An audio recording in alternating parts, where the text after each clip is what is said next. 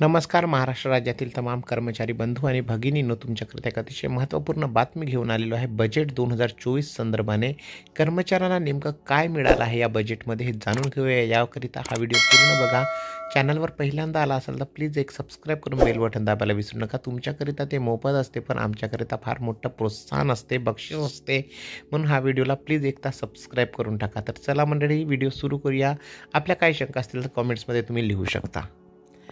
बंधूंनो, मोदी सरकारचे शेवटचे बजेट वित्तमंत्री निर्मला सीतारामन यांनी 1 फेब्रुवारी 2024 रोजी संसदेत सादर केले. यामध्ये देशातील विविध जनतेसाठी योजना, उपक्रम यासाठी आर्थिक तरतूद करण्यात आली आहे. सरकारी कर्मचाऱ्यांना नेमकं काय मिळाले तर लोकसभा निवडणुकीच्या पार्श्वभूमीवर केंद्र सरकारने अंगणवाडी सेविका आणि आशा वर्कर यांच्यासाठी विशेष तरतूद करण्यात आलेली आहे. सदर अंगणवाडी व आशा वर्कर कर्मचाऱ्यांना आयुष्यमान भारत योजनेचा लाभ देण्याची मोठी घोषणा करण्यात आली आहे. यामुळे देशातील अंगणवाडी सेविका व आशा वर्कर कर्मचाऱ्यांना मोठ्या प्रमाणात, थोड्या प्रमाणात का होईना, दिलासा दिलेला आहे.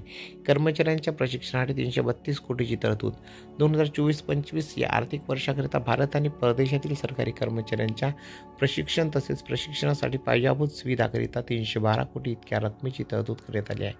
तर प्रशिक्षण योजनाकरिता 120.56 कोटी रुपये, तर नागरी सेवा क्षमता निर्माण कार्यक्रमाकरिता 120 कोटी रुपये इतक्या निधीची तरतूद करण्यात आली आहे.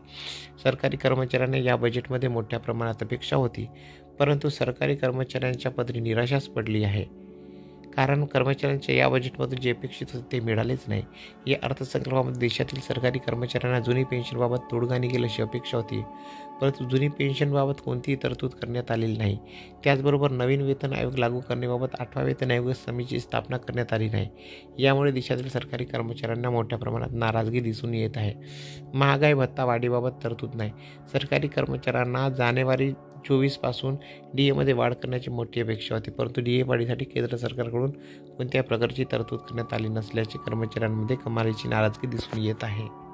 तर बंधूंनो, अशा प्रकारचे बजेट 24मध्ये कर्मचाऱ्यांना या गोष्टी मिळाल्या आणि काही गोष्टी मिळाल्या नाही. तुम्हाला काय वाटते, तुम्ही आपल्या कमेंट्स बॉक्समध्ये लिहू शकता आपले मत. तर चला, परत भेटूया अशाच एका माहितीपूर्ण व्हिडिओसोबत. तोपर्यंत व्हिडिओ आवडल्यास लाईक करा, शेअर करा, चॅनलला प्लीज सबस्क्राईब करा. जय हिंद, वंदे मातरम. धन्यवाद.